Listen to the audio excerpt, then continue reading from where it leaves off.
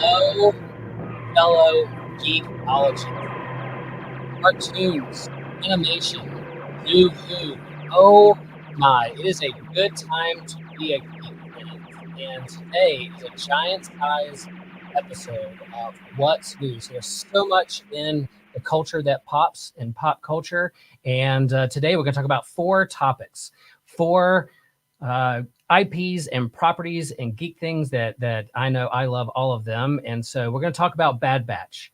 We're going to talk about X-Men 97. We're going to talk about Invincible and how that wrapped up. And then we're going to talk about these new episodes of Doctor Who that dropped on Disney Plus. There's a new Who, there's a new Doctor, and we're ready to geek out. And I can't do this alone. So I am going to bring in some of my favorite geeks, some of my favorite nerds to geek out with. And as they come on this episode, guess what? They're going to share just off the top of their head and heart their favorite geek child, or like what is their favorite property out of these four. If they had to choose one, which one would it be? So first up, I'm going to bring in Justin. All right. Out of those four things that we're going to talk about today, Bad Batch, X-Men 97, Invincible, and Who, which one is your favorite, buddy? Which one? This is a really hard question for me, but I'm going with X-Men. Oh man, isn't your avatar like a Doctor Who character? Am I wrong? You're correct. That's why this was really, really hard for me, but I'll tell you more why later. Oh, can't wait. That's not a teaser, folks. I don't know what is. All right, bring in Kevin. One of my favorite people named Kevin is here on the show, and he's going to share with us out of those four properties. Kevin, which one are you choosing? Well, it's easy. Also X-Men, because that's the only one I'm caught up on here. So I'm mainly gonna be talking but not just that. I thoroughly enjoyed it. I'm super behind on Bad Batch, unfortunately. So I will leave you guys to discuss that. And then there's no diss to Doctor Who at all. I've not had the time to ever become a Whovian yet. So I am not an authority on there by any means. But X-Men, I'm ready to discuss. Cool. And that's why we have so many hosts and we have so many fandoms. We can't I know I can't consume and be a geekologist on all fandoms at all times and all things. So we bring other hosts, other friends to come and educate us, to geek out with us and lure us into those worlds. And so it's been a long time since I've been a Whovian, and I think I'm hooked. I think I'm being drawn in with this new one. Nice. So nice. All right. And next up, your favorite your favorite person named Christian is here, and he's going to share with us out of those four properties, which one is your favorite if you had to choose one. I'm with Justin. It's like, how do I choose my favorite child through all this? But I will agree with the group. It is X-Men 97. I became a little kid again watching that show when I was just a wee little lad back in the day, again watching X-Men 97. I love that. Yes, and I'll reveal mine. Mine. I'm 4 for 4. We're gonna do X-Men 97. One of my first fandoms I fell in love with, of course, was Star Wars. But the next up were X-Men comics from Claremont and Byrne off the spinner rack on the way to school, spending my lunch money on comic books and candy bars on the way to school. And so I cut my teeth on those superhero books, and I've been an X-Men fan ever since. And it has its highs, it has its lows being an X-Men fan with its property and things. But of course, the animated series from back in the 90s was so good. And then they really, the nostalgia bait drew me in, but they did not disappoint in the storytelling. So that is what is going to be my favorite, my choice of all these four. But first, to discuss these things, let's see. We're going to start with Bad Batch. And Kevin, I know you said that you can spoil. It's okay. Don't worry. There's some things. I think the ride and the journey is super fun. So even if we spoil some things and give you some things at this finale of where this lands after its third season and where it can go from there, I still think down the road you'll forget what we said anyway, and you'll go, oh, it's all good. Yeah. And there is somebody that told me, I don't forgot where I heard it. They said even that sometimes spoilers help you with your fandom because it settles in and it takes away your angst. Since you know what's going to happen, you enjoy the ride leading up to it. So you're not like, I know I kind of sit with anxiety sometimes with these movies, but I don't know what's going to happen, how they're going to handle these people. And when they do, whether Yeah. Anyway, so spoilers, whatever. Across the board, folks, if you haven't seen any of these series, there are spoilers. Go watch or just listen to us and then enjoy on your own. Let's dive into Bad Batch, and I think as we talk about Bad Batch, I think we're deserving of another sound effect. Yeah, there you go. It was a short one, but there it is. Bad Batch. So yes, Star Wars has many on-ramps and off-ramps. If you're a Star Wars fan, you have the original trilogy, you have the prequel trilogy, you have the Disney property and trilogy, and then you have the animated series, you have the books, you have the Clone Wars, which help people deal with and make the prequel trilogy more palatable to their palate and grow and expand that universe. And so now Disney has embraced kind of the animated shows, and Bad Batch was, if I'm wrong, correct me if I'm wrong, y'all, is the Bad Batch kind of their first, I guess they did like another season of Clone Wars, right? Yes. They kind of finished they did another season of Clone Wars. They did Visions. They did Tales of the Jedi. Bad Batch was another property that comes from the Clone Wars, but Disney kind of took it over. Filoni said, "Yep, let's run with these characters that I helped create." And it's been 3 seasons. It started out with kind of Order 66 and how this Bad Batch of clone troopers dealt with Order 66 and kind of breaking away from the clones and doing things on their own and being rebels, almost like a band of mutants that are out there in the world doing their own thing, trying to win the hearts of those around them. But understanding to be Lone Rangers or to be alone and kind of camp out on their own isn't necessarily the right thing when they're wrong things and bad things happen in the universe. And they've gone through 3 seasons. We have Omega, which is a girl version of Boba Fett, I guess you could say, unaltered clone who I personally have fell in love with over the course of these 3 seasons. Loved her to death, and then at the end of the season 3, final season, and then I thought, I'll be right up front, I thought it stuck the landing. I was kind of nervous. How are they going to handle that last episode? But it was a double episode of like 40 some minutes. And so it wasn't just like one of these shorter 20-minute episodes. And then they stuck the landing of what they could do with her later on. Justin, you're caught up on this. What are your thoughts on Bad Batch as a whole? And then how this 3rd season went? Okay, I'm going to make a claim here. It may be a bold one, but Bad Batch is to animated Star Wars what Andor is to live action Star Wars. Okay, I like that. So what you see here in Bad Batch is really great storytelling about what's going on in the background. Largely, you don't even think about the Force. You're not thinking about the Jedi that much. It's in the background. Now it comes to the fore a little bit more here in the 3rd season, but still, we're talking about these characters and what's going on in the background of the Empire that is so interesting. And when we are so accustomed to this Jedi Force-led narrative, it's been really cool to see what's behind the scenes in some of the characters that make the resistance that we've come to know and love actually possible. Yeah. So I loved it. Yeah.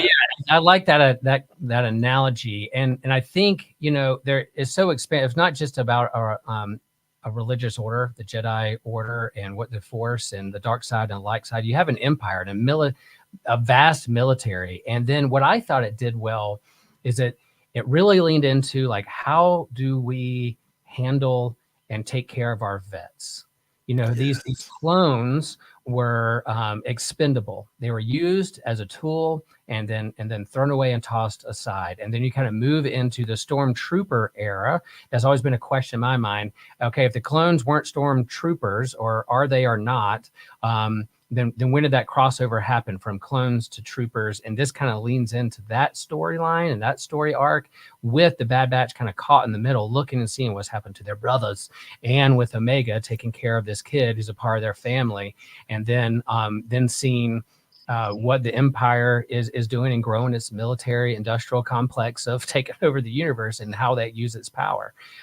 So they thought they were forces for good and keeping order in the universe, and then they see this dark turn, literally dark turn in the Empire, and so now they're having to do it. So I think some of those themes and elements in there that now, of course, with the third season, all the speculation was, is Omega Force sensitive? Oh, what are they doing? They had to tie in like Palpatine and this Necromancer project and clones and M counts, and all the speculation that I was hearing of Omega's going to turn into a Jedi and she has midichlorians, and we're bringing up that word again, and they didn't quite go down that road, but I thought they at least hinted at it, because they got to figure out how to make Palpatine return later on in the Disney trilogy. So, whether that's shoehorned in or not, I'm not sure. But Christian, Kevin, you're just listening. And I'm glad you are. If you have a point of like something that comes up, or a question of what happens in this series or how it ties into Star Wars, pipe right in.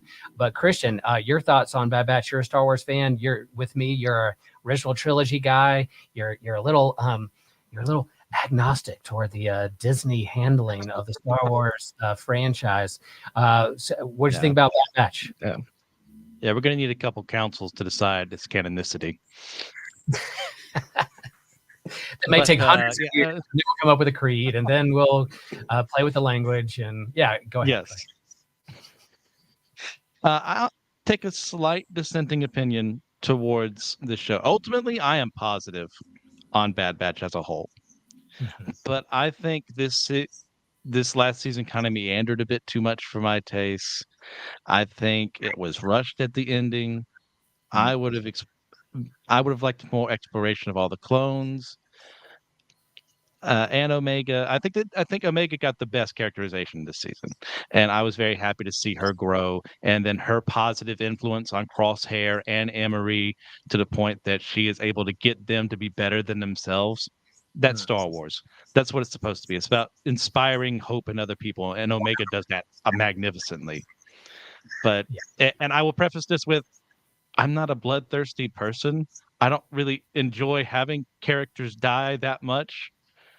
But I was expecting to lose more, and we didn't. And I was disappointed by that somewhat. It just felt safe. Oh, repent of the violence in your heart, Christian. Repent of that violence. And don't get me wrong, I love these characters. I don't want to see them die, but it just felt like a safe, neatly wrapped up ending, which, by the way, I do love the ending for Omega specifically, of her joining the rebellion after they just retire for a bit, because that brings a lot of good stories that can happen from that. Yeah, I'm with you. I think they were definitely, I think this is analogous to most Star Wars things. It starts off with like, oh my gosh, this is a great show, that it, like the beginning of things sets up this world. In the middle, kind of you're like, oh, what are we doing? Why is this taking so long? Why is this a filler episode? What is this adventure? And then it ends with like this climactic bang and battle and excitement, and then at the end of it you're like, I can't wait for more. So I know, like, even with the movies, I'm like, oh, it starts off great. In the middle, I'm like, what are we doing? And at the end, I'm like, that was the best thing I've ever seen, because of this final battle and conflict and resolution that happens there at the end. But I think you're right. Some of the episodes in the middle were kind of the adventure of the week. I wanted to move it a little long for a bigger universe of the clones, and maybe a clone stormtrooper war, and to say who is going to and have the stormtroopers. Now we know why, but the clones aren't around as much because these stormtroopers wiped them out. But I think they're saving that for a little bit later on, and then how I'll share a little bit. I see Justin can't wait to say something, so I'm going to let him chime in. But my thoughts on Omega at the end. I have some thoughts and heart feels about that. But Justin, what sparked some ideas with Christian's comments? Well, let me just first say, I do enjoy how Bad Batch ties up so many loose threads within the Star Wars universe. At least they tried to, and I appreciated that. I also just wanted to point out that what's fun to see with Omega and with these other Bad Batch clones is how they are.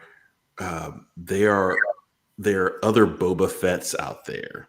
Yeah. You know, Mm-hmm. I mean, in that they are different. They're different than the other clones. They're not quite like Boba Fett was to Jango Fett, but Omega seems to be the closest approximation to a proper sister that Boba Fett has. So I love that differentiation between this Bad Batch and Omega from those other clones. This is another way of adding some character to this part of the Star Wars universe, and given our journey with Boba Fett more recently. Yeah. My gosh, I would love for to have Omega kind of redeem this with a show or a journey of her own. I think that would be phenomenal. Yeah, I think, they started off as these kind of military special ops group out there for a mission. Then they became their own like team, almost like the X-Men, with their different powers and abilities, and work together as a team. I love team books. I love Avengers. I love X-Men. I love Justice League. I like how their different power sets can complement each other and have the tension among them, and who the bigger threat that's out there. And then Omega comes along and teaches them how to be a family. So you go from move some military troopers, not feeling anything, just doing your job, to have a feeling of becoming a family and understanding what love is all about in this universe, where they're kind of caught in the middle of Empire and Rebels. And the end with her becoming such a beloved character, aging her up there at the end. And then she's like, I'm ready to go and be a part of the rebellion. And she says, I'm ready. And then you have Hunter kind of go, but I'm not. As somebody who has sent daughters off to college, and they're like, I'm ready. And I was like, well, I'm not. Like, I got all the feels, man. I was all tearing up in my coffee early that Wednesday morning, dude. I was like, man, this is hard. And even they come home from college, and now they're going off to work at camp. And I'm like, I love it that they're working at camp. They're going to have such a good summer. But I'm like, I got to see about it again. I'm not ready. Go. I know you're ready to do this. So it hit me in all those feels. But then if you could use her later on down the road in another kind of rebellion side story, or perhaps, man, if we ever get that Patty Jenkins Rogue Squadron movie, maybe she is one of the fighter pilots in that movie or show. Come on, make it happen, Disney. Maybe that's what they're setting up. She's going to be an X-wing, because he was taught how to be a pilot and taught from some of the best. So her being an expert pilot somewhere out there in the rebellion, if they set that story in the in between universe before we get to A New Hope, or shortly after A New Hope, I don't know. But yeah, she could live out there across. That's what I'm kind of hoping for. But yeah, I thought it started off great. The stories along the way were fun, but I wanted a little bit more movement towards like this grander meta narrative of clone troopers and stormtroopers and Palpatine, and even I wanted Vader. I wanted that stuff to happen, but for it being its own story, and then having their own battle there, and this movement from Project Necromancer to Project Stardust, you kind of see where it moves from this clone. We're going to try to extract metachlorians from these Force-sensitive kids and child slavery, to the birth of the Death Star is what they're leaning towards. So I didn't quite see that coming, and I liked it, and I like kind of that's where they led. Christian, what are your thoughts on like from Necromancer to Stardust, and this Empire having a lot of control of a lot of things? It seems like they have a lot of budget problems. I don't know. Maybe they need a better accountant. What is going on? The failings of bureaucracy. There's only so much money in the budget. Right. But yeah, no, I appreciate it immensely, because it's Palpatine's fault it happens, because he's the one who decided to research the Zillo Beast forever ago in Clone Wars. And because of the Zillo Beast rampaging and the Bad Batch doing what they're doing, you can lay the blame at his feet for why he had to focus on the Death Star instead of Project Necromancer for a very long time. Right. And I love the poetic justice there of him screwing himself over, of him shooting himself in the foot. Yeah, I like that. Justin, where's your thoughts for that? You have kiddos. Yeah. You got a family there. Like, here's Omega, watching her grow and mature and teach her parents' lessons along the way? Well, there's a couple things. One, just to piggyback on what I said before. I do think using comparisons, I do think that though they are siblings in a way, Omega is to Boba Fett what Luke was to Anakin / Darth Vader. Like there's this kind of a redeeming of a story arc here in Omega.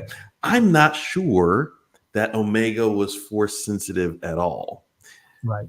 This is really unclear to me. So what I think could be the case, my theory at least, is that what Omega represents is the ability to transfer in a kind of a cloning way attributes of one to another. I think that's the cloning gift. So the part of the challenge with the necromancer thing is what genetic container will be able to hold midichlorians. I think that's what Omega and maybe even these other kids, I mean, some of them are force sensitive or seemingly force sensitive, but I think perhaps it's the case that what Omega's gift is that ability to be a container, genetic container that can house these energies. I'm not sure that she has them herself. Right. And that's kind of what Palpatine was after anyway. And eventually when we get to Rey and get to that storyline where you agree with it or not, eventually he finds that years down the road of the perfect container and host of his dark soul essence in Rey, but then that's kind of rejected and she becomes a Skywalker, and we can have a conversation about that later on down the road. But I think the kind of playing around with that and filling in the blanks along with that Star Wars story of family, love, connection. What are you fighting for? What are you standing for? Who are you standing up for? Taking care of your brothers with stun guns or lasers. They can whip back and forth. I can nitpick all the time about how often they used stun guns versus lasers and blowing things up or taking care of it. Inconsistent there, but all in all, I thought the series was good. I'm glad it was 3 seasons. I wish the middle of it in the 3rd season they did a little bit more plot-driven stuff. But yeah, where it landed, where it ended, I'm super excited about, and then I'm excited to see where she shows up later on down the road, whether that's 5 years from now, 2 years from now, in the next movie, Mandalorian and Grogu, she shows up as one of the helpers. Who knows? I don't know where they're going to put her, but man, I'm looking forward to seeing her. I do like her as a character, so cool. Any final thoughts on that, folks, or Kevin? Any questions we left up before we move on to the next one? The next one that we chose, all 4 of us said is our favorite out of these 4. Yeah. No, I appreciate your thoughts. It's one I'm definitely going to get to. It's another case of there's so much stuff out there and it's hard to keep up. But I will say, okay, so how would you, if you have any quick thoughts on how like the series as a whole compares to particularly the last arc of Clone Wars? Because that I think is like one of the best things, not just like Disney's done, but like in all of Star Wars, that entire like the Mandalorian saga, those last 4 episodes. So do you have any thoughts there as far as like comparison? Animation style, and man, they're just knocking out of the park with this animation and what they're doing on the screen. Almost as good as anything live action you would see. I think it tracks right up there with it. I think when you have 20 episodes or 15 episodes, you have a good start. You know what you're going to do, how you're going to land the plane is how you get there. And sometimes I admit, even my sermons that are 15 minutes long, that 6th and 7th and 8th minute, people are like, where is Will going with this? And then I land the plane, baby. So yeah, I think it's hard in the middle of any kind of story you're telling of how to keep it engaging and gripping along the way. So I don't fault them for that. I think, yeah, the middle, you're like, okay, why do we waste time on that? Well, you're just trying to tell a story. You're trying to build some character development. So all in all, I think it tracks right alongside with it. Justin. Nice. Yeah, okay. I agree 100%. Nice. Yeah. Here's just a special treat for the YouTube viewers. A poorly photoshopped Spider-Man with Bad Batch. That's your dream? Watch that. It's the crossover you want? Is that it? No, I just added Spider-Man to every single one of these topics in some way, shape, or form. So I Googled Spider-Man Bad Batch, and this is what came up. Okay, Well, you're lucky because the next thing we're talking about, there's a cameo, a couple of cameos of this. Yes. I don't have a sound effect for this, but I can go.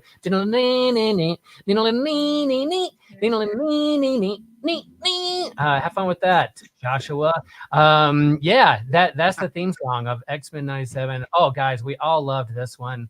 What do you think? It came right out of the gate. Kevin, we're going to start with you, buddy. Like, first impressions.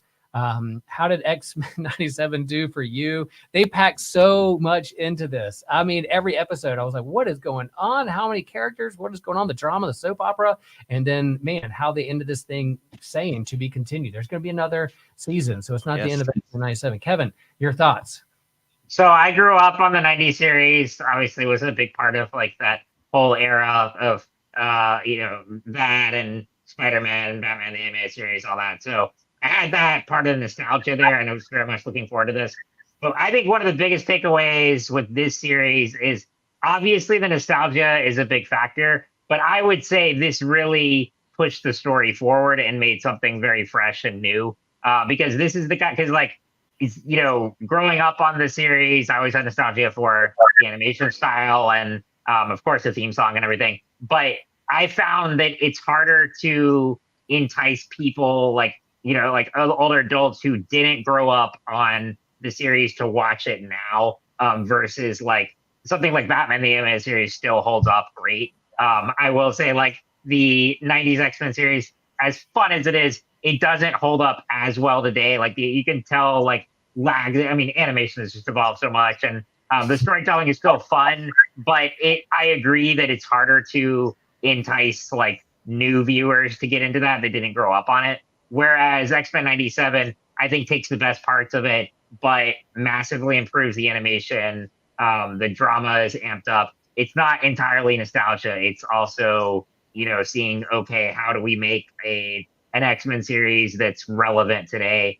And I think they do that extremely well. And it's, while the 90s series still deals with heavier topics at times, it's still very much a kid series. This is a series like I don't know that I would watch with like younger kids, or because especially episode 5 is very brutal, and it really. I was just reading an interview earlier with Brad Winderbaum, one of the executive producers and like the heads of Marvel Animation, and I mean he said they had very open talks about how this series would relate to current events, and I mean that episode. It evokes feelings of, multiple tragedies in the last era of the 21st century, like from 9/11 to the creator said the Pulse Club shooting was a big impact. And then, of course, it comes out right in the middle of everything going on in Israel and Gaza. And so I think the themes are so poignant, and it's more relevant to adults than it is to kids.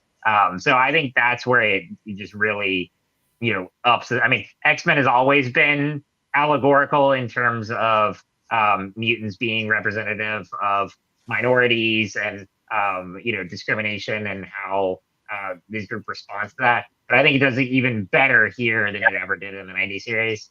And again, the nostalgia is there, and I love seeing characters like Nightcrawler making his debut in this universe was phenomenal. And it fits so perfectly with all the classic characters.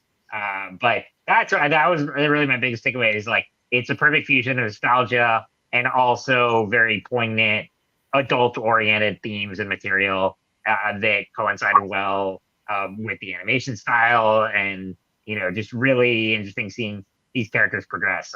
I think Cyclops also got probably like the biggest development, because he's often mocked as like the goody two shoes Boy Scout, and here they were really showing him as like, oh, he may actually have more in line with Magneto, or he's tipping that toe of like, does he want to keep fighting for the same standards he's always fought for, or is he being more enticed to kind of go against humanity and coexistence? So I thought it did an excellent job exploring all of those themes, and it was at times the plotting got like a little like so much was like kind of like going on at once. It got a little hard to follow, but it made for really interesting material as well. Yeah, if you're a fan of the Chris Claremont X-Men stories, he would have like 4 plot lines going on at the same time while teasing another one. So that was the same kind of thing that was going on here. I think you're right. I think it lured us in with nostalgia, but then with this animation and the storytelling kept us there. And it wasn't just nostalgia bait. It wasn't just like pulling on the heartthreads of what we used to love and that kind of thing. But it moved the story forward and made it modern and brought in some new characters. And I loved every second of it. Even a friend of mine who, it hasn't been all that hot on kind of comics as of late, or the MCU of late, and kind of felt like it become stale and not really connecting with him. He was texting me every Wednesday morning, like, have you watched it yet? Have you watched it yet? Oh my gosh, I can't believe they're doing it. If they do the X-Men like this in the MCU, I'm there. So I think it really built up and foreshadowed what could happen later on on the big screen. But for now, what's going on in these cartoons and the drama and the soap opera and all that goes on with this book was fantastic, which is why all four of us were like, yep, this is our favorite. And then you have that tension between Professor X and Magneto, the responses to oppression, responses to being an outcast in the world, and how do you deal with that? Justin, you picked this over Doctor Who. I can't believe it. What was about this that drew you in? Well, they had me at Cyclops jumping out of a plane and landing just with his visor beam. I mean, that you had me there. Yeah. X-Men has long been my favorite comic. Mm-hmm. And so my X-Men fandom might have even preceded my Doctor Who fandom. They're pretty close, but it may have preceded it. As Kevin noted, I've always enjoyed this idea of Professor X and Magneto kind of being like Martin Luther King Jr. and Malcolm X, and this sense that really, though in popular media, they're depicted as these opposing sides, but actually they worked together. They had disagreements, but they worked together and they had a kind of a friendship. And I like the way that X-Men works with this. I mean, here's an example. I thought this was so powerful here. So we typically think that Magneto wears a helmet because he's trying to block Professor X from taking over. But really, Magneto never thinks that Professor X will cross that line because of their friendship. He never thinks that Charles will take control and make Magneto act against his will. So the helmet is not for that. The helmet, I almost get a little emotional about it. The helmet is there so that Magneto won't feel the presence of his friend and therefore complicate his plans or what he wants to do. I mean, that mess right there, if it was that alone, X-Men 97, top of my list. So good. Yeah, I love that. And we're coming off of like this in the liturgical season that Justin and I lean into, and in our communities we lead. We're coming off the 50 days of Easter and leading into Pentecost. And so part of that story then is when your rabbi, when your leader, when your Messiah ascends and goes back to the Father, what happens next with the disciples? Are they left alone? Who's going to be the leader? How are they going to posture themselves in the world like their Messiah, their Lord, into the world? What gift do they have? And they're given gifts to go be these people. So there at the beginning, Professor X is removed. He's not a part of this. So they have to figure out among themselves in this upper room, who's going to be the leader? Who's going to be the one to guide? How are they going to use their gifts for the world? How are they going to posture themselves as mutant outcasts and still do good? And then Magneto comes in and he's like, look, I can help. And he earns their trust in this by sacrificing himself in front of it. And then they try to create the society. I mean, I think those kinds of spiritual religious themes are there underneath in just like a comic book superhero story, because it still mirrors what's going on in our real world and what we're wrestling with when it comes to othering other people, to war, to nations, how the government gets involved or not. All those themes are there, all wrapped up in this, how every single person in this soap opera of relationships and love and jealousy and how they use their powers. Not it's just peak X-Men that I love. Christian, how about you? You connect with this not just because there's a Spider-Man cameo, but there's other reasons you like this show.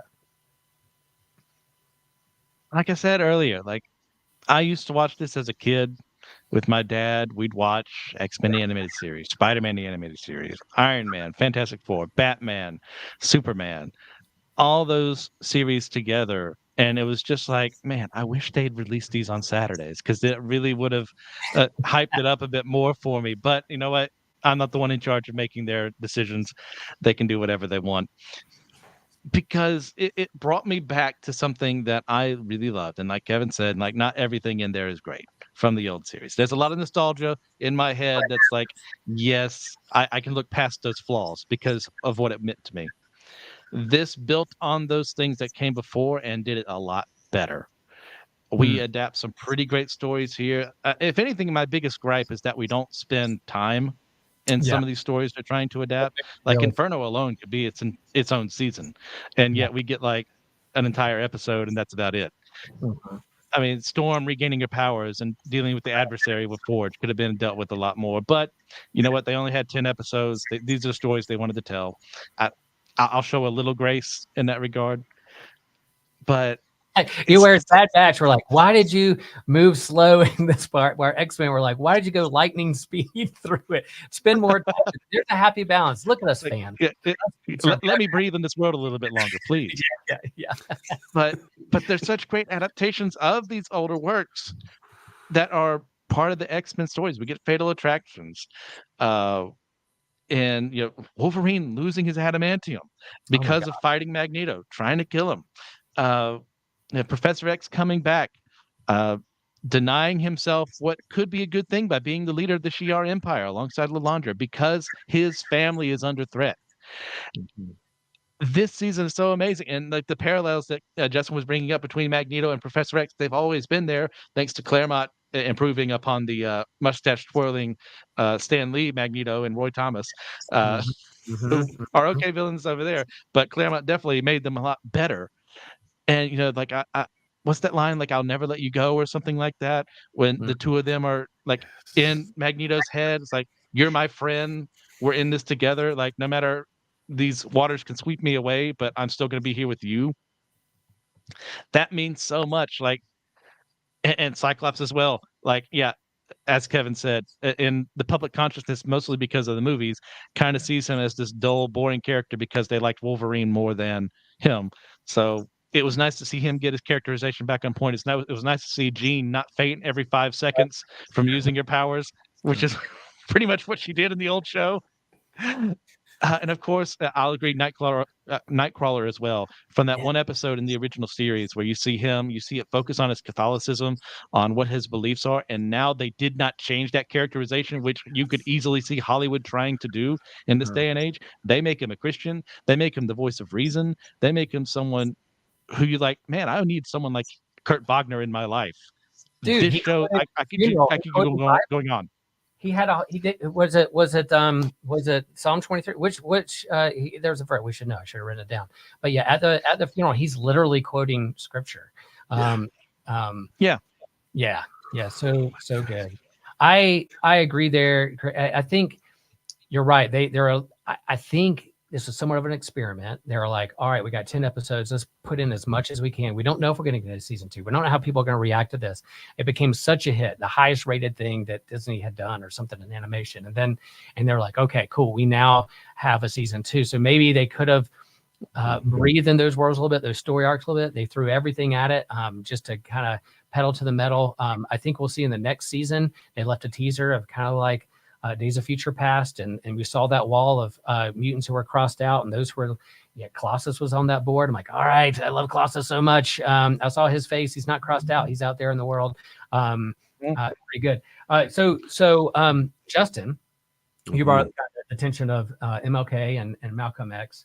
I think a good theologian who bridged the two of those together is James Cone. If you haven't read any James Cone, please do. The Cross and the Lynching Tree, an amazing book, top favorite book of some of my top 5 of all books. But then but then yeah, he kind of bridged the gap between you. You had to choose, between one or the other. He's like, why not both? Let's think about what both had to say. But in this series, and their shirts around, and it's been around a while since the comics, there's this phrase, Magneto was right. And I've always had trouble with that because I'm like, man, I'm on Professor X team. I want to be a part of that school. I want to be a part of like integrating harmony between mutants and humans. How do you sit with that phrase? Magneto was right?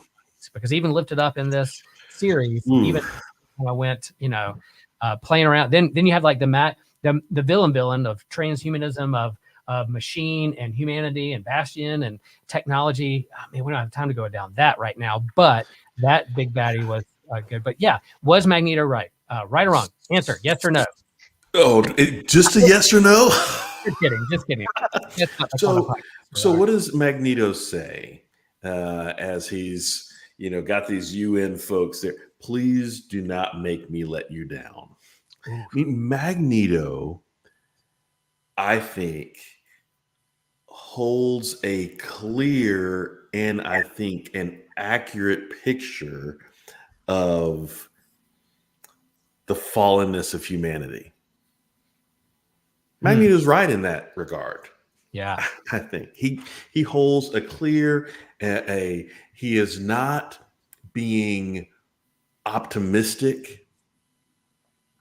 He's got a clear-minded picture of our depravity and how it wins the day on most days for maybe even most people. Magneto sees this clearly. Professor X's vision has always been the hard path that would require great sacrifice to achieve. And so I want to say they're both right in their own way. I mean, yeah. You can start teasing me about my theology in other ways, but I do think that they both name a clear picture of the state of things and how things work if we allow the normal systems of power to operate. So maybe how it's going to work. Magneto wasn't wrong. Instead of another way of saying it, he's not Magneto was right, but he wasn't wrong in how he understood the humanity's response to the oppressed mutant and that they would wipe them out. So Magneto was right. We let them have this. We try to live in harmony. He was right because they wiped him out. Not right in his approach that now Homo Superior is going to take over the world and wipe out humans, put them in camps and kind of flip the power onto them. But he was right in a sense of humanity's response to the other and what we do to others when we do that. And so Professor X has this kind of idealism of the world and want to present a better picture of how that works. But Magneto's the realist and like, look, dude, you can dream your dreams all you want, but we get out there. This Genosha is what's going to happen to us, and he was right. Right. So the question is, who in the real world, even knowing what we know today, for those of us who follow and adhere to this Christian story, who looks at the strategy in Way of the Cross and goes, that'll do it. That's the way. Mm-hmm. Yeah.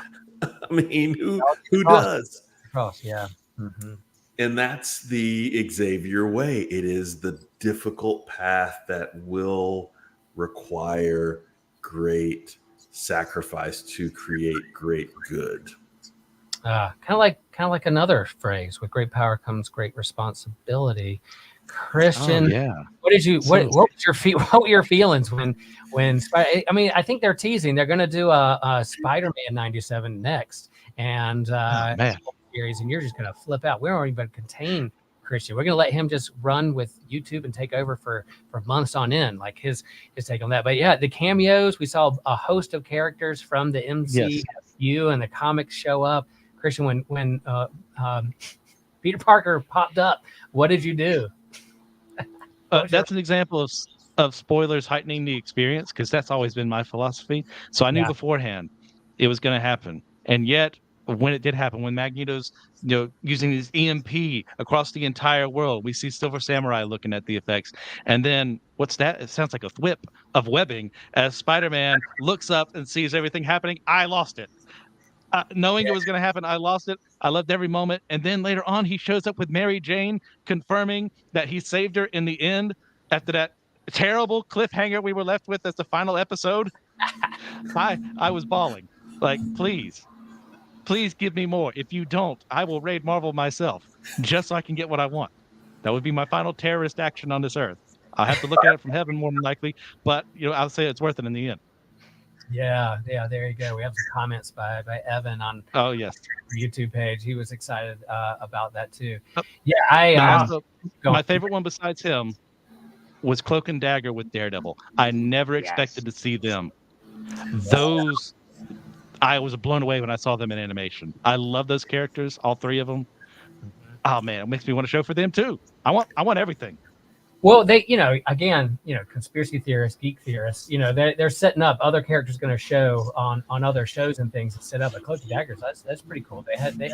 Didn't they have a Kevin? Did they have a CW show? Did Cloak and Dagger have a show out there? They did. Yeah, they did. Yeah. Freeform on Hulu, I think. Yeah. Okay. Yeah. It was on Freeform first.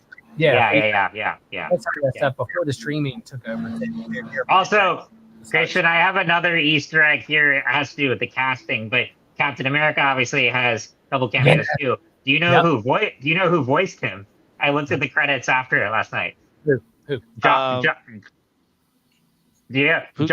Josh Keaton, who voiced Spider-Man in Spectacular Spider-Man, which is a really interesting. So that was it was all that, and then also Ross Marquand voiced Professor X, who he's been doing he continued the role of Red Skull after Hugo even couldn't reprise it for Infinity War and Endgame. So that's how nerdy I am, is I look at the voice credits at the end and see Easter eggs there. Well, this is a giant-sized issue, and that of what's new, and it's because there's the Easter egg. There's giant-size X-Men #1. Go check out and read in giant size. All right, before we move on to the next one, we could talk about this forever. We probably will when news pops up. Things. Let us know in the comments or DM us. Let us know what themes and things you are excited about when it comes to these shows. We got to go around the horn before we hop into the next one. All right, I made you choose out of these four. You got to choose one X-Men that you identify with or would want to be, or your favorite. Which one would it be, Kevin? Which X-Men you choosing? All right, well, I've got it on my name here, but I'm a big Hank McCoy Beast fan, so I always he's always been my favorite as just a perfect balance between brains and muscle. He is he values intelligence, and I think would be a great leader, especially when Cyclops has his hot-headed days. I think Beast would be a great standard there, but he's always empathetic and intelligent, but also fights when he has to, and knows when to discern violence from anti-violence and when to defend his view. So he's always my favorite. Between the two, you do have these mutants that poor Cyclops is a leader, but he can't walk around without his glasses, and you have Beast, who looks like a dumb monster, yet he's the smartest in the room. Nightcrawler literally looks like a demon, but the most religious and faithful out of all of them. Fun. So Christian, pick one X-Men. What are you going to pick? I brought him up earlier, but Nightcrawler. They characterized him so well in this series. And I was kind of afraid, knowing how Hollywood typically handles their Christian characters. Yeah. But they made him the voice of reason, like I said earlier. They made him a respectful person without being a preachy sort of person. Hey, I'm going to talk about scripture. I'm going to talk about the Bible. We're going to talk about grief. And I'm going to talk about family with you, Rogue, this found family that we have together. And also, I'm going to go back to the Claremont area where he's just wielding 3 swords at once, way before Zoro would do it in one piece. It's amazing. I love Nightcrawler in this series, and I want to be more like him as Christian. Oh, there you go. Yeah. Who you picking? Who's your X-Men? Since I was a kid, Professor X was always my favorite.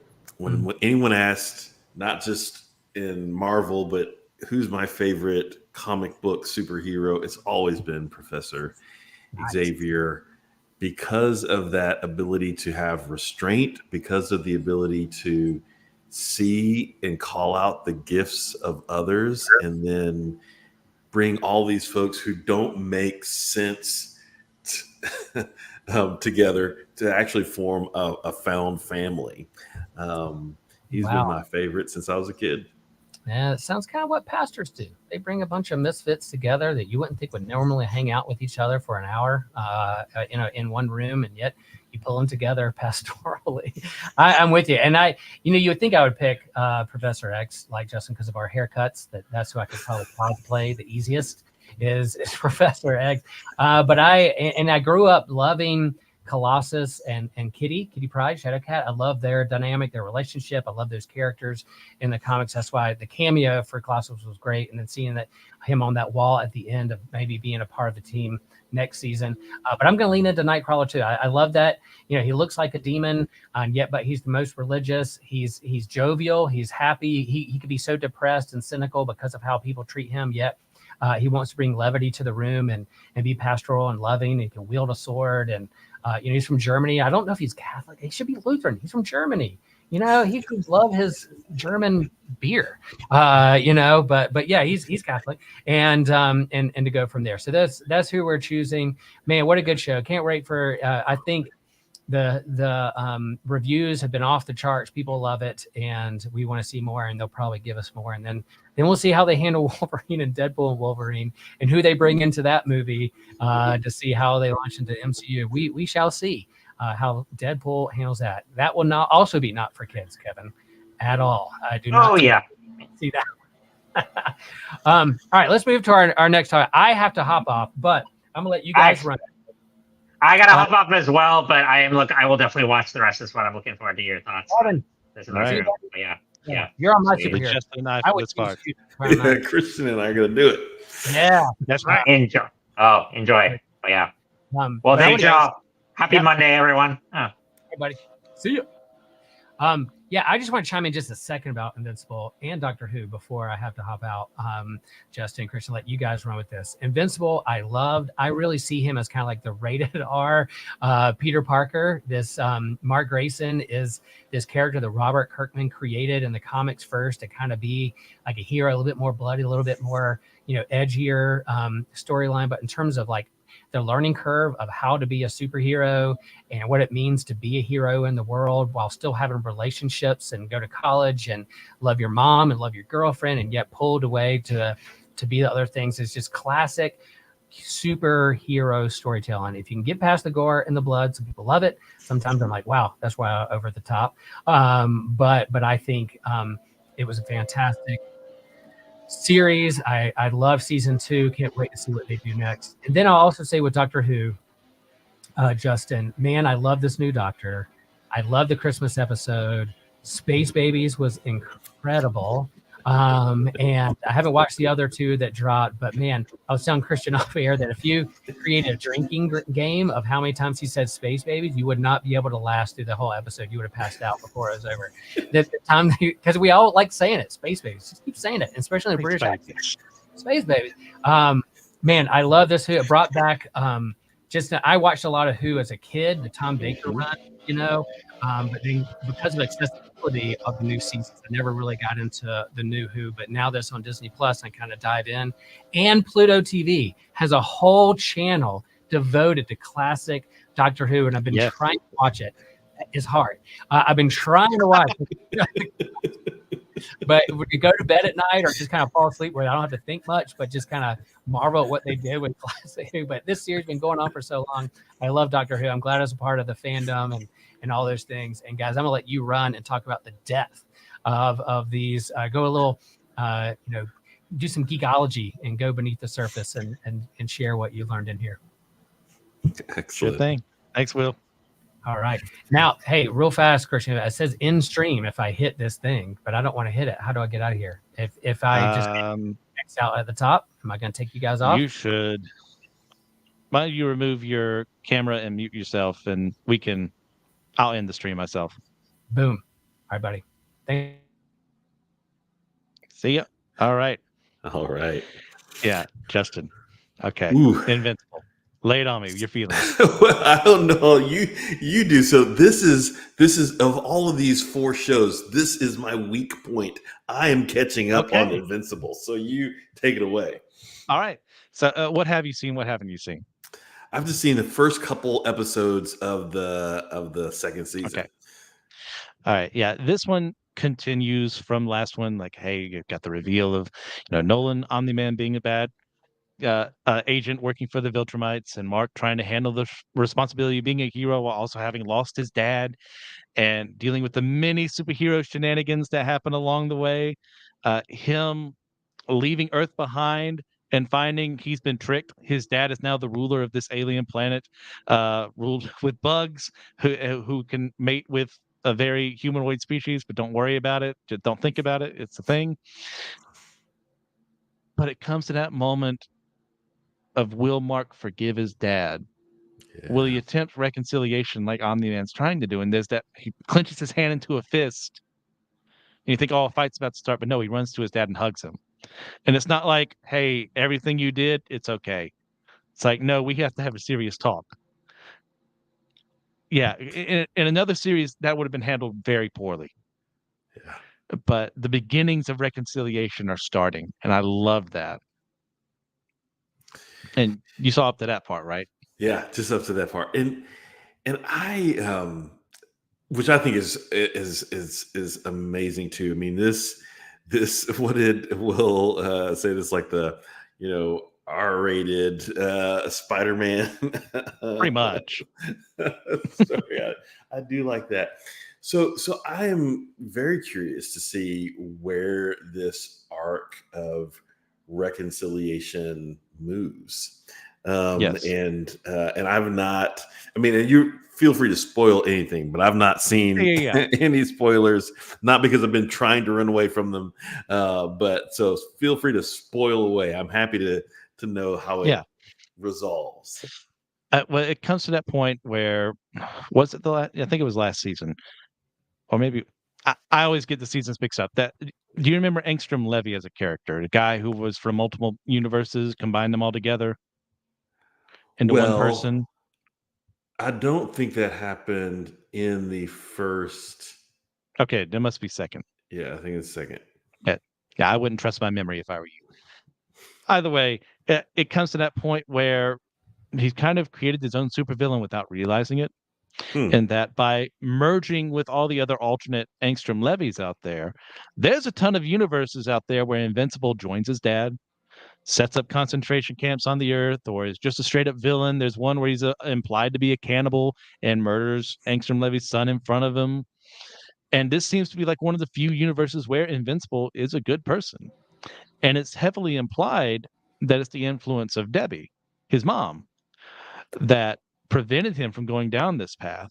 I think it's Hmm. specifically that one scene where she talks down to him, like when he like uses his super strength against her, and he says, "Does this make you feel strong?" or something to that Hmm. effect. Doing this to your mom, Hmm. and him kind of having that realization of that's not what strength is. That's not what I should be. That led our Invincible to be the good guy we know, Hmm. and as a result of this, Angstrom Levy is kind of messed up in the head because he has all these conflicting, contradictory stories of lives that he led in other realities that he doesn't know how to handle. So, because the vast majority of them are Mark as this evil villain, he thinks our Invincible is a villain as well. So he goes up, kidnaps Debbie and Oliver, who is the son of Omni Man and the alien bug woman. Don't ask about the genetics; it just happens. And holds him hostage, says, "I'm going to mess with you." Has gained the ability to just like transport Invincible across the universes. Has increased his own strength, and we get a couple of really nice cameos. That is, he ends up in a Walking Dead universe for a little bit.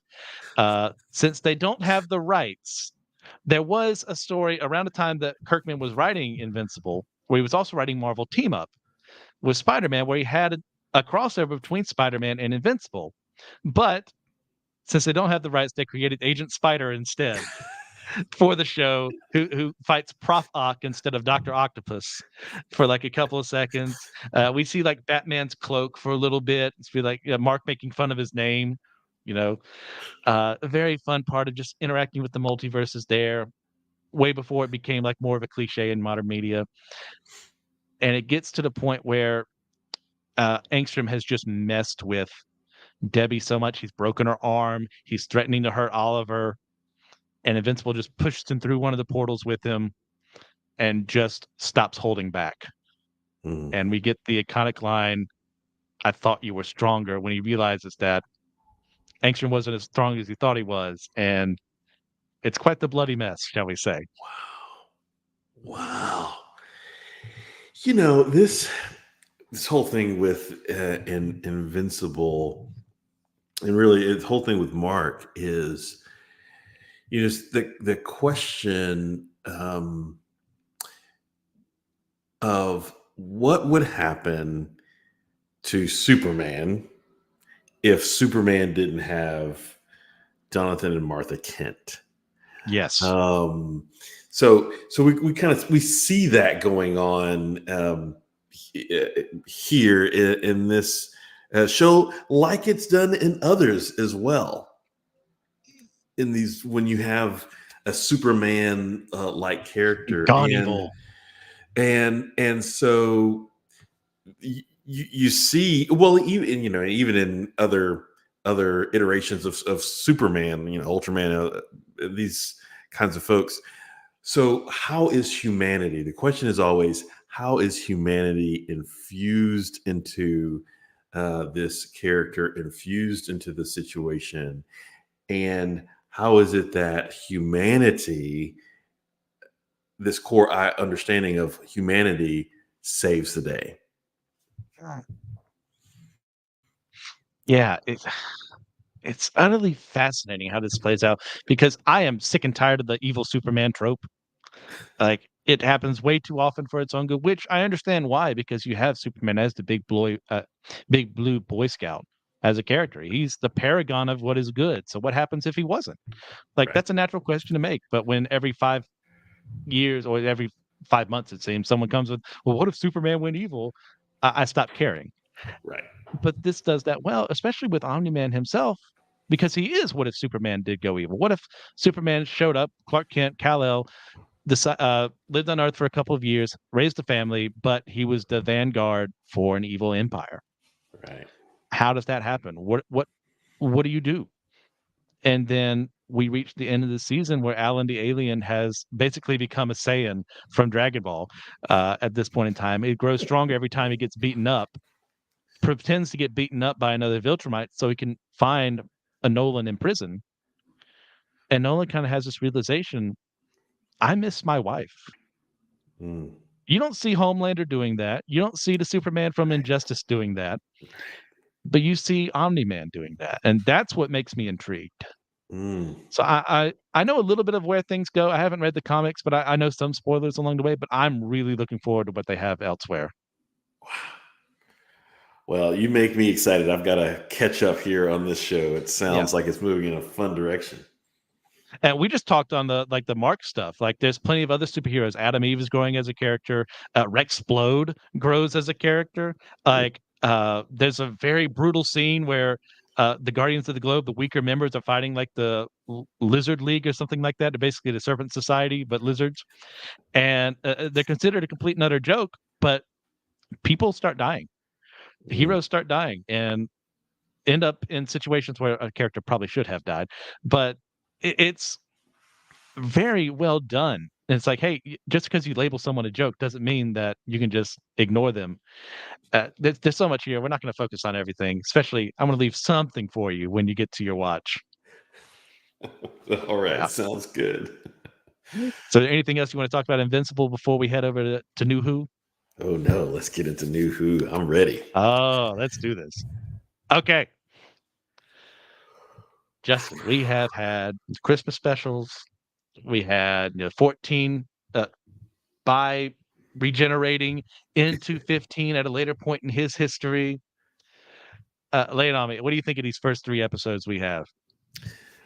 I think these were really fun episodes. What we're seeing here is a sort of a rebirth of Who, just like in X-Men 97, we are hoping for this rebirth of the Marvel universe. This is kind of like, you know, when all of creation was essentially destroyed in the Matt Smith era, and this just a particle of creation could be recreated, because of the TARDIS, and through a particle, all of creation could be recreated.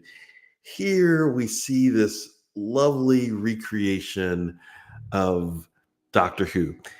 One of the things that has always been on my mind in these last seasons of Doctor Who is how long could the Doctor remain tortured, and how long before that would just weigh down the show. Now we've removed that. The Doctor even says, I think, in the second of the 3 episodes, that he was fractured, and that, and so, but the part of him that is that this Doctor represents seems to be free of that constant brooding and torture because of what has been. And so in that way, it is able to return to some of, as Will mentioned, the fun of the Tom Baker days, where you've just got this Ooh, brilliant person having fun as he moves throughout time and space with his companions. It's freeing in a way. it's And so nice I to be think, excited about all this. yes, You're doing yes, exciting things. yes. I mean, so the sense of wonder, the sense of companionship, which Yes. again is now, I mean, from the very beginning with the Doctor and Rose, there's always been this. So Yeah. you guys gonna connect with enough time in space here? Mhm.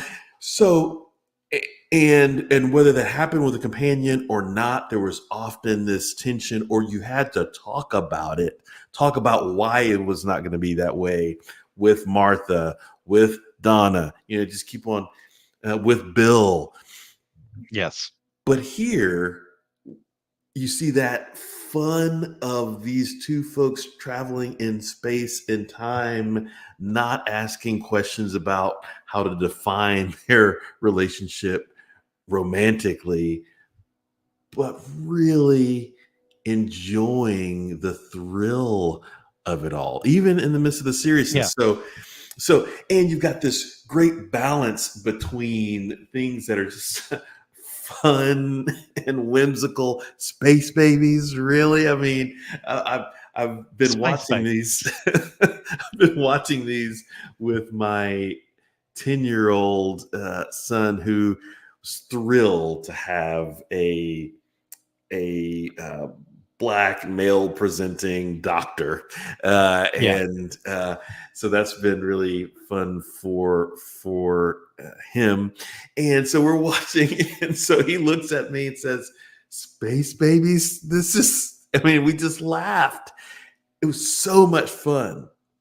But then being able to move between that and a more serious episode where you've got just a handful of characters on a battlefield with a nemesis that's really unclear, yet trying to figure out ways uh, to move forward, and the stories about family that were in that episode in connection, and how someone's the gifts of a parent or a family uh, are even felt beyond death. I mean, this has been some good Doctor Who in just 3 Oh, yes. episodes. I heartily agree. I was at first when I saw the overly affectionate nature of both 15 and Ruby, I was like, I don't know about this. Are they gonna go that romantic route again? Are we gonna have to deal with this again? But it just feels like no, it's not that. It's like two friends who you didn't know you need to know you had in your lives, just hanging out and being like, "Hey, this is cool. This is exciting. Like we're on another planet. We that's the Earth right there. Let's hug and just like have fun together. Let's just goof around, dance off, have a musical number. Like it, it's nice to have fun again after not having fun with Yes. 13, as which once again I will say it every single time. It is not the actor's fault. Right. She was handed terrible scripts. I would have loved to have seen her, Jodie, do better scripts, but that is what it is. We are now in the present. We don't have to worry about that right now. Like Chudy, Chudy, is that the correct way to pronounce his name? Yeah, in in shooty, I think is the in way. Chudy, Yeah, yeah, in Chudy. Okay, yeah, I will probably say it wrong every single time.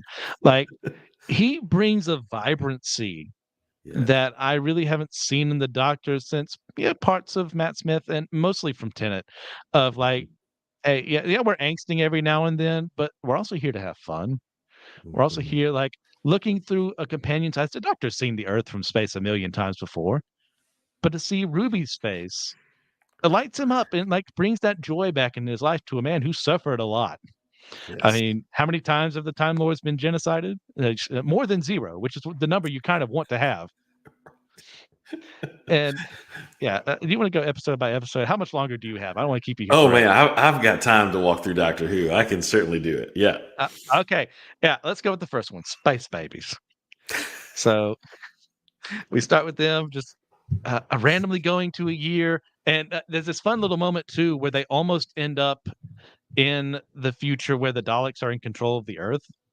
Yes. But she adds a fifth number, and he's like, "Oh, thank God," because yeah, that would have been a terrible first story for Ruby to have to deal with the Daleks right off the bat.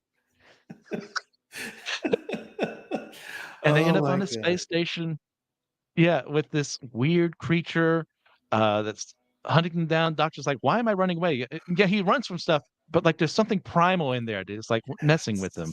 Meeting the space babies with their uh, goodness gracious, that they've been abandoned by the people left behind. Mm, And I rolled my eyes so hard at the line of, "Oh, we don't care about them when they're alive," or whatever it was, and that's its own thing. yes, I yes, know Russell T Davies. I know his politics, and I know yes. me. We're never going to agree with one another. It's fine. It's what it is. If that was a sticking point, I wouldn't have gotten past like the first couple of episodes of 9. Mm, You know, yeah. so it is what it is. I'll just throw my own opinions in aside there. So, what do you think of this episode? What comes to mind? Yeah.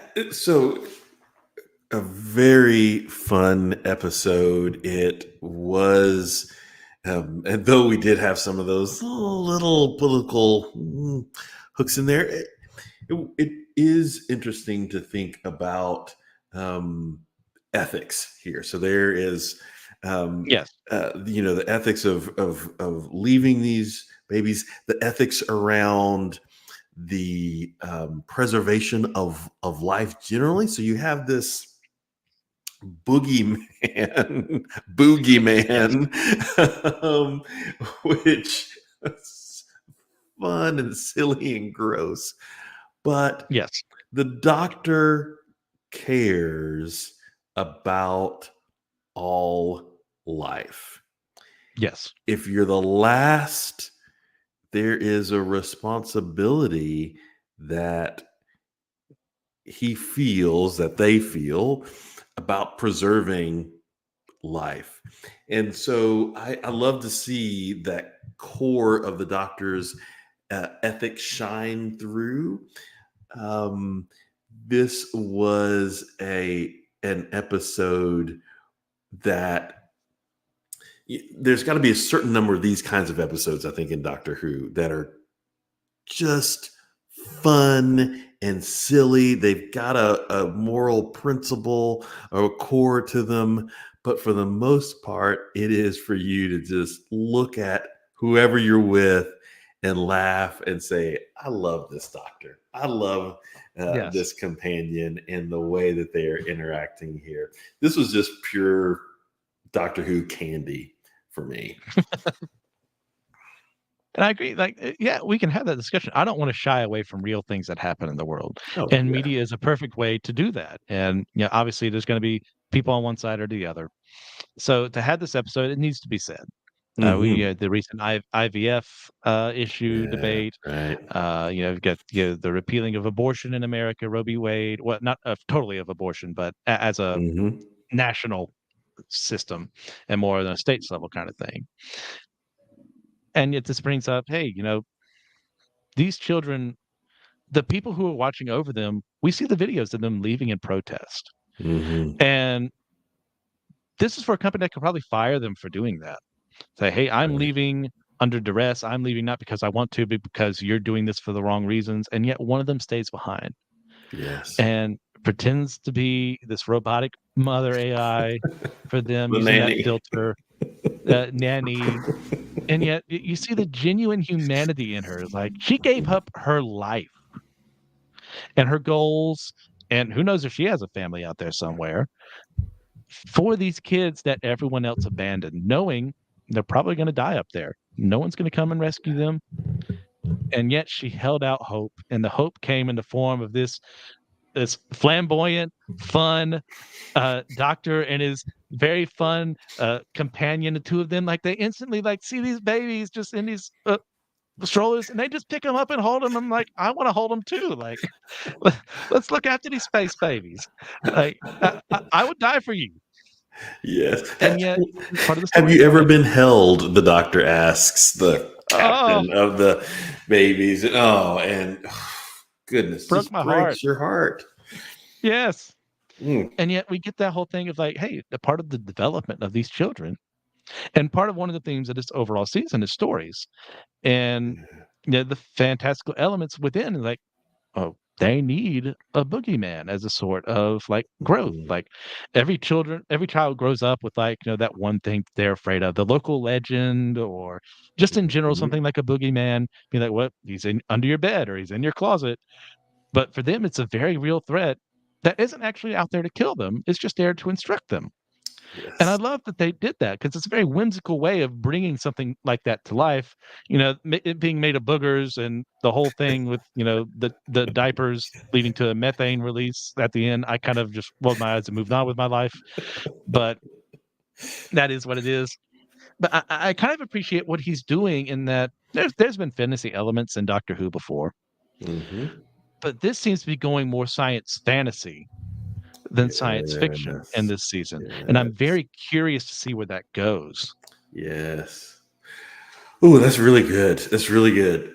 Uh, and because this is one of the ways that they're clearly choosing to tell new stories. And I love that this got set up with a superstition at the edge of the universe. I mean, we're still dealing Yes. with David Tennant's Doctor, the 14th Doctor, doing this, in that it has opened up a whole new science, a whole Yes. new way. And so I like that movement between science fiction to science fantasy. I like that. That's really a great way of putting it. Speaking of superstitions at the edge of the universe, shall we talk about the next episode? Of course.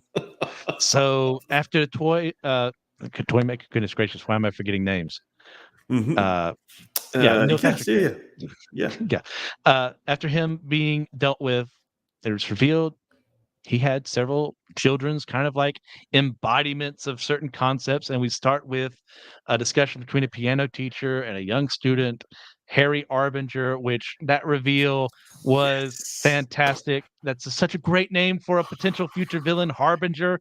Oh my gosh. And then them being the grandchild of the maestro, who you hear maestro and you think, oh, master, it's got to be the master. No, it is the embodiment of music, of song. And when the maestro comes out and talks with uh, the professor teacher, you start to see history change as a result of being unleashed using the devil's cord, which I've heard conflicting reports about whether or not that's actually a thing. So that the church banned at one point in time. I think that the idea behind it was that it just sounded too menacing. Yes. So it said, oh, that's obviously Satan's cord. You can't use that. But uh, whether that's true or not, citation needed. Yeah. And it creates a world where music doesn't exist as we appreciate it today. Instead, it's just these schlocky songs about a dog that the Beatles are singing about. I have a dog. I have a dog. And There's no Hey Jude. That there's no Lucy in the Sky with Diamonds or anything like that. It's devoid of meaning. Justin, what do you think? Ooh, so one, Devil's Chord, yes. I mean, this is a thing, and emerging from the time when the church really was in charge of music in the West. I mean, or at least the church was responsible for the greatest patronage for music in the West, and because of the ominous tone. So I thought that was fun. A little bit of a fun introduction of music history into Doctor Who. I love this idea of the harbinger, who was the twist at the end, I think, of that Yes. episode, right? Yes. In that the harbinger of things to come. Something emerges and the harbinger goes away, but then the harbinger's back again and something else will be to come. And so we have this whole setup of these beings that may be, and also that that the maestro knows something of the one that Ruby comes from is really Yes. interesting. So it's going to be fun to see, because we just don't know what kind of being Ruby really Yes. is here. It's this question. The sound that the TARDIS makes when they come back to 1963, kind of a groaning sound. I wonder if the TARDIS is not necessarily dealing with the loss of music, but still trying to figure out who Ruby is, because that's a process that the Doctor has running, the scan of who Ruby is. Well, Yeah. this episode was really fun in that you begin to see what happens if music is weaponized. Ooh. Not only the loss of music and how that is destructive to the world, how it begins to unravel things, how it changes history, because love and sorrow and hopes and dreams are all tied up with this music. And so all you have, if you take it away, is a nuclear wasteland.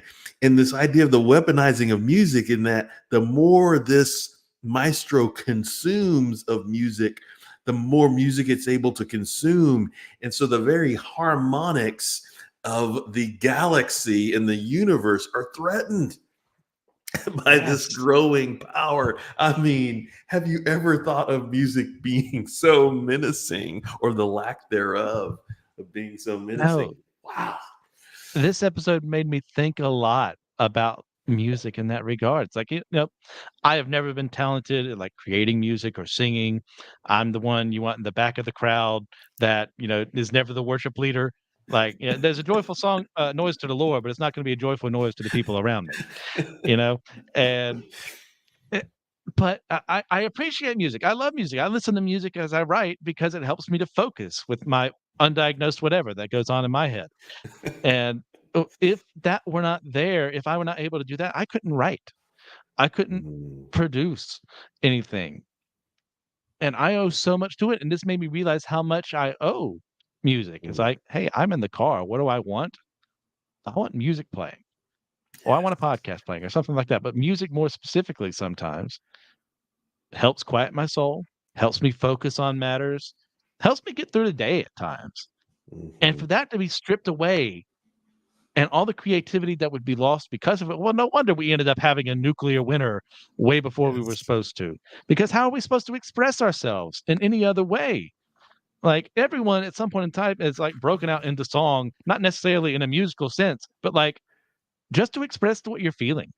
Yes.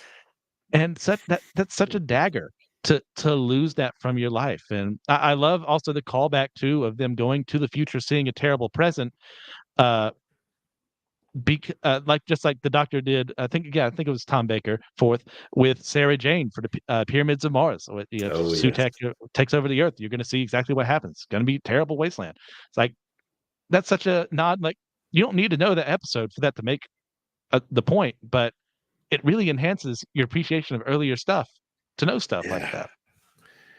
And the Maestro is just such an effective villain, a very menacing villain, played extremely well. It could be completely and utterly goofy, Yes. and there could have been like a presumed menace, but the battle between the Maestro and Doctor over music, and the fact that the Maestro's ultimate goal is to get rid of all music forever, just so the Maestro can listen to the Aeolian tones of the wind, which was a term I learned by watching this episode, is haunting because Yes. there's no more life left. It's just the wind making Yes. music, and the Maestro is going to be the only person who can appreciate that in that future.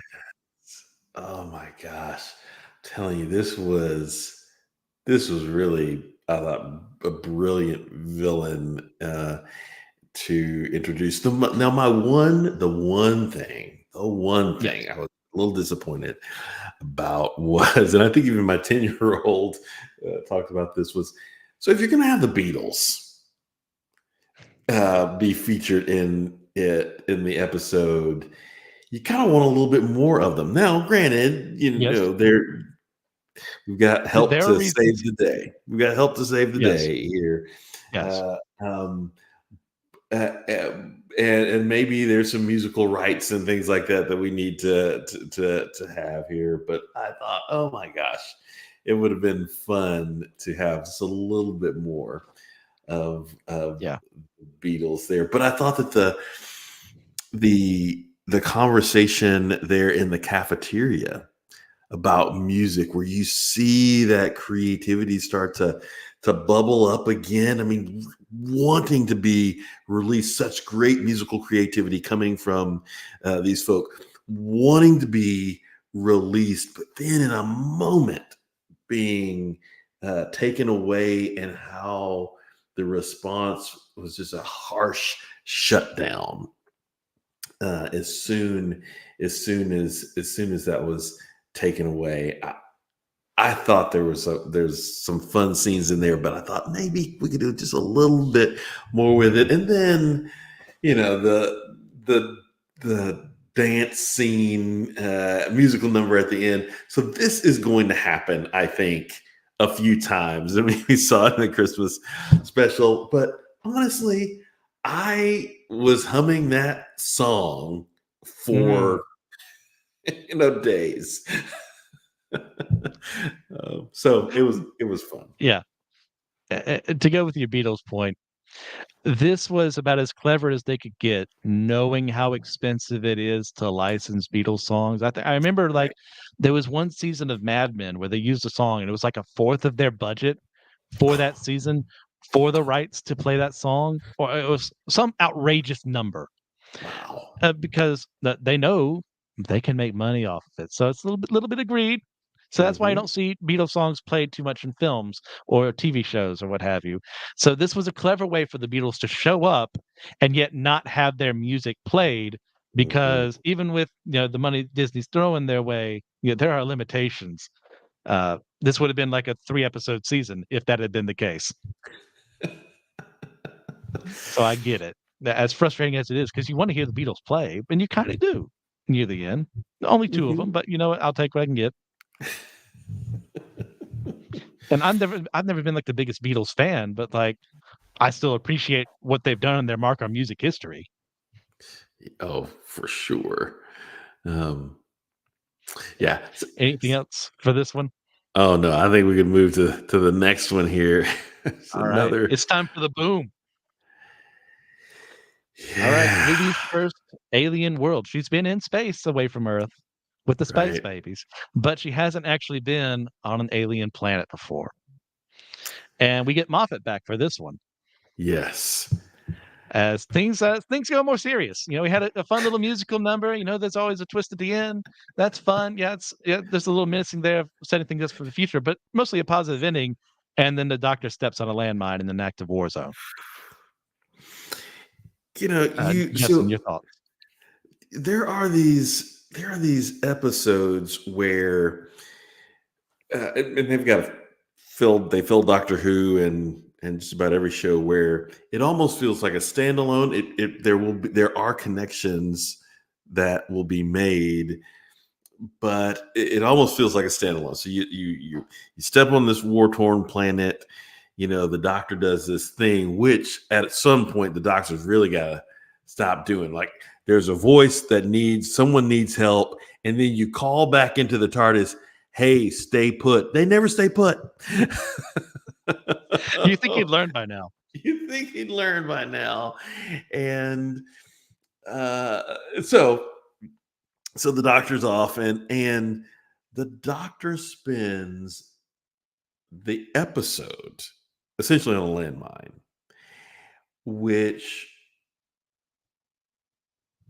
so you're going to see the doctor really need to use their mental capacity here. We're not sonicking our way out of this. We're not fiddling with anything. It's really just thinking through it and then helping those around think through it. Yes. And I love those kinds of Doctor Who episodes. And so in this one, I thought it was a bit darker. It was a bit more serious, dealing with death and loss from the very beginning, but also the power of memory. And I don't know, Christian, it might have just been me, but here over these last 3 weeks, I have presided at 3 memorial services or gravesides.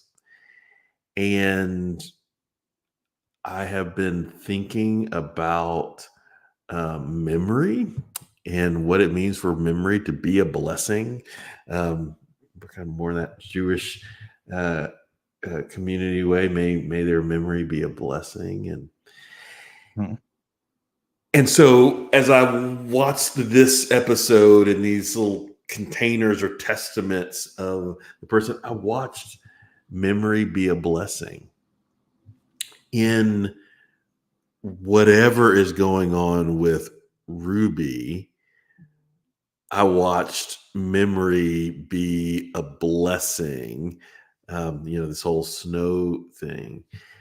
Yes. This was also the episode where, and I'm thinking through Doctor Who here, this might have been one of the strongest, or maybe even the strongest episode that questioned a very plastic, simplistic, blind, unconsidered faith. Right? Yeah. And as a person of faith, I thought, "Ooh, okay, here, all right, doctor." Doctor was angry in his or their. I don't know what to call the doctor now. His or their challenge to this kind of simple faith. Yeah. What are your thoughts? No, yeah, that's a great point, because we've seen the Anglican Marines before, Mm-hmm. and I think it was A Good Man Goes to War, at working again for the wrong side. And it's kind of this idea, is that what religion turns into far in the future? Are there the paramilitary organizations devoted to keeping the faith around? Do we have this point where capitalism is, where there are acceptable losses to have on the battlefield, to the point where we engineer wars, utilizing faith because you have faith in your creed, in your religion, to say, well, I'm doing it for the right reasons. I'm fighting for the right cause. And the doctor does rightly call that out. And I don't see this as an anti-faith at all, because he does need to have faith in the end. And I'm sure that Moffat, he has his own issues, obviously, with faith in certain areas, but it's not an indictment against faith as a whole. It's, what do you have faith in, and what does that faith produce, I think, is what he's asking. Yeah. And these Anglican Marines, they've lost their way. The fact that there is a paramilitary force in the name of Jesus Christ, well, we may have a couple issues with that in certain regards. I don't know about you, Yes. but still, it's like faith in family, faith in others is brought up here, and that girl was definitely seemed to be written for a younger character. I don't know why they had such an older actress for her because she was acting like she was like 6 or 7, and I think she's like 12 or 13. But that's its own thing. But like, hey, what child doesn't have faith in their father or their mother or whatever parental figure that they have? Because who else are you supposed to rely on in this world? Right. And uh, even after death, the father's faith as this AI, who is not the dad, but the AI taking on his qualities, is what I understood it to be, becomes more than it was ever intended to be because of love for his daughter and for the people around them. That knowing that if the doctor explodes, not everyone's going to make it. It makes that sacrifice play to take over the AI of this twisted development of acceptable losses. We'll give you the remains and you can pay this much for everything in a very evil capitalistic kind of sense. And it's also that faith in, for the other characters, I can't remember names off the top of my head, of believing strangers. Yes. For the, the female Marine who believes in a Doctor and Ruby. And open battlefield when she has every right not to. And yet, after confirming things for herself, gathering evidence, her faith is increased. And I think that's a good point to be made too for this episode. Mm. So I like that. I like gathering evidence. Her faith is increased. This episode does seem to be one that seeks to laud or commend a thinking faith. Again, Mhm. no plastic, simple, but a thinking faith that reasons, that grows. The doctor often seems to have this kind of openness to more information, growth, and expansion of Oh, our whoops. understanding, and this sense of um, pacifism, which will put the doctor at odds with any kind of faith that doesn't look like the peaceable kingdom, as we might want to talk about it in Christian theology. So I agree with you. Not an episode that is anti-faith, but one that commends a robust faith. Yes. And I completely agree with that.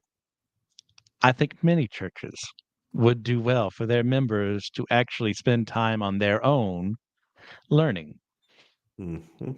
because that's mostly the times in my life when I've grown the most have ironically been in periods of doubt.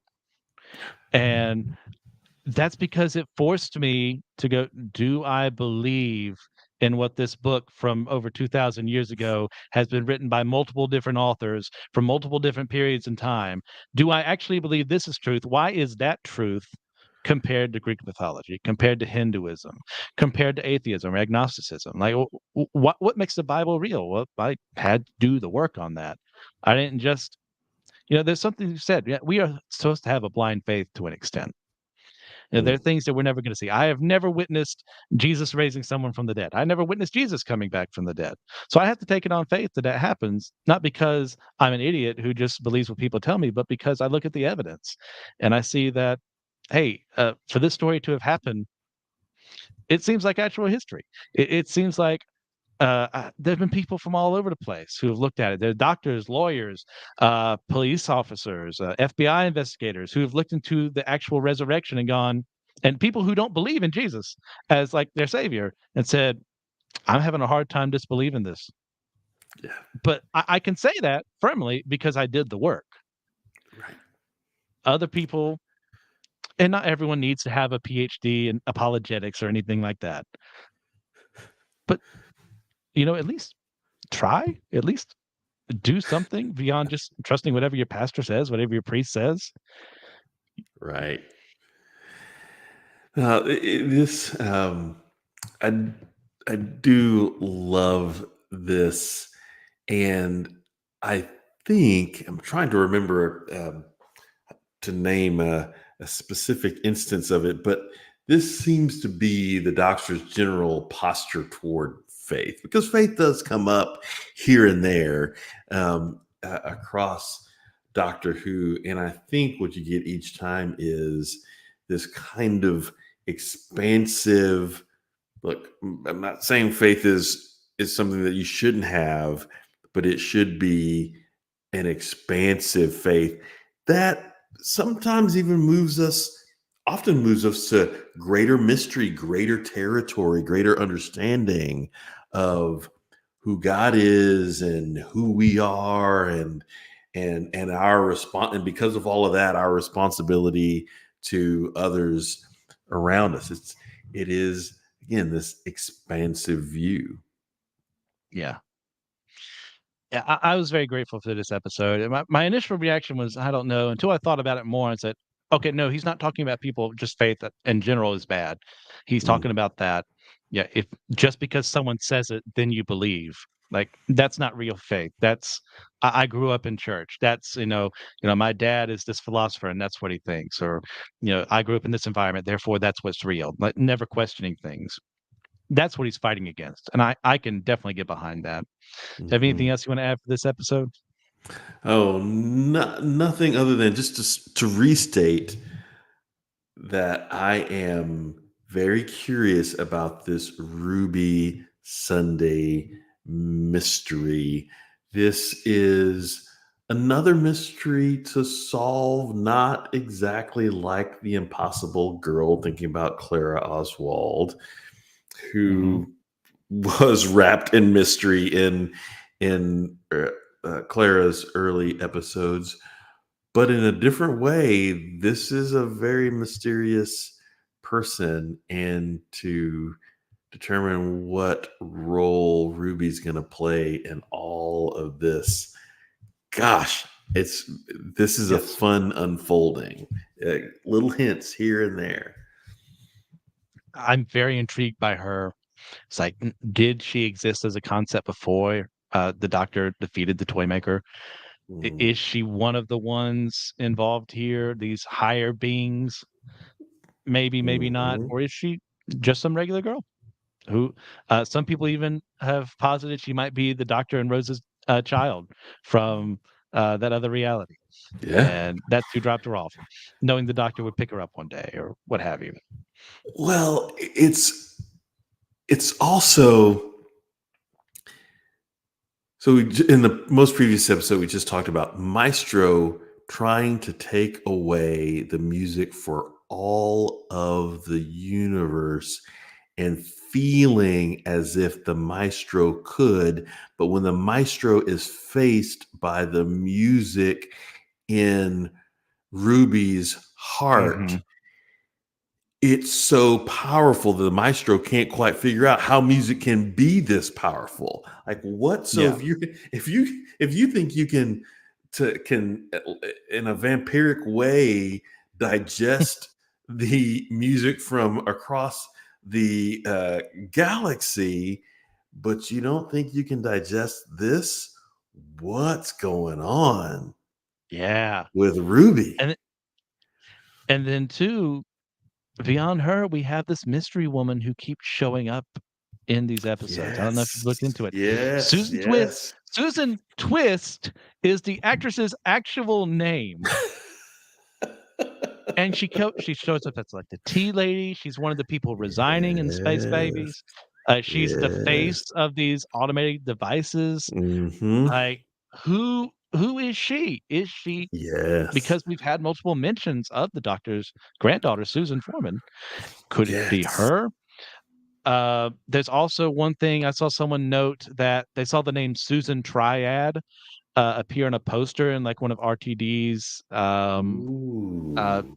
room in one of his, I think his work room in a documentary, and tr- uh, Susan T would be an anagram for the TARDIS. So people will speculate. You give them like this uh, seed, and they will make that thing germinate in ways it's never supposed to. But I'm kind of curious, who is this woman? I'm kind of in the camp. I kind of wanted to be Romana because I really miss Romana. I love her a lot. But I'd be fine with her being Susan too. I think her original actress is still alive, so we could even have flashback scenes with her and how she regenerated, if this is the case. Yeah, I'm all for this new Ooh. season, man. If you can't tell, guys, Wow. we're loving Doctor Who right now. Oh boy, this is so good. I mean, I've caught on to the Susan and to this mysterious figure, and I'd been wondering if Ruby might have been the uh, the Susan's daughter. Ooh, And, I thought, how cool would it have been if Susan was dropping Ruby off in the person that the doctor? Because one question is like, so something happened where the doctor didn't engage or interrogate or seek to discover who this mother who was dropping this kiddo off was. mhm, And there are parts of the doctor's memory that are or either blocked or are kind of unfolding that we see because the in the moment where the doctor remembered her hand pointing at him, he hadn't remembered that before. So there's a lot going on that night with the doctor around these yeah. characters. Whew, it'll be fun to see, but I am hoping to see Susan come back, and Romana would be really fun as well. Oh, So yes. we shall see. Oh, yeah. I think I said Susan T. I think I meant to say S Triad would be the S Triad. Ah. anagram of TARDIS. So that's on me. So yeah, anything else you want to add before we stop this bad boy that we've gone on for quite some time? No, that's it. This has been a lot of fun. These are four Oh yes. great shows to talk about. Yeah, we've already talked what our favorites are, so we're not gonna do that. Uh yeah, we didn't do a lightning round at the beginning. Do you want to do that real quick? Of like the Sure, smaller you stuff? start. You kick us off. Yeah, Yeah. yeah. It's not a new show or movie, but I just got from the theater yesterday for Studio Ghibli's 40th anniversary. They're doing special things through Fathom events at theaters, and I saw Nausicaa again, and Hmm. I fell in love with that movie again. Fell in love with her as a character again. I don't know if you're a Ghibli guy or not, but that's my favorite Ghibli film of all time. And it's just nice to be reminded of that. And a smaller thing, we do have the trailer for Ultraman Arc, which will be coming out in Mhm. July. So I'm looking forward to that. So anything for you, Justin? Well, a couple things. One, I have been working through because I have a complicated relationship with this show. You may recall I've been working through Star Trek Discovery, Yes. and I'm really interested in how they are connecting with the next generation. And I'm sticking with it. I'm sticking with it. Oh, It okay. is it's proving to be um, engaging enough for me to not abandon. So, thank you, Star Trek Discovery, for that. The other thing I'll say is I watched the latest Ghostbuster movie with one of my kiddos this weekend, and I tell you, speaking of nostalgia, I love the way these last two Ghostbusters movies has really capitalized on that and has helped these movies to feel a bit like the original two Ghostbusters movies. So that's just a bit of fun that I have enjoyed. All right. That's a final treat for the audience. This Yes. is what happens when you Google Spider-Man and Doctor Who. So if you're on YouTube, you get to see that image. If not, I'm not going to describe it to you. Force you to come this way. Yeah, that's it.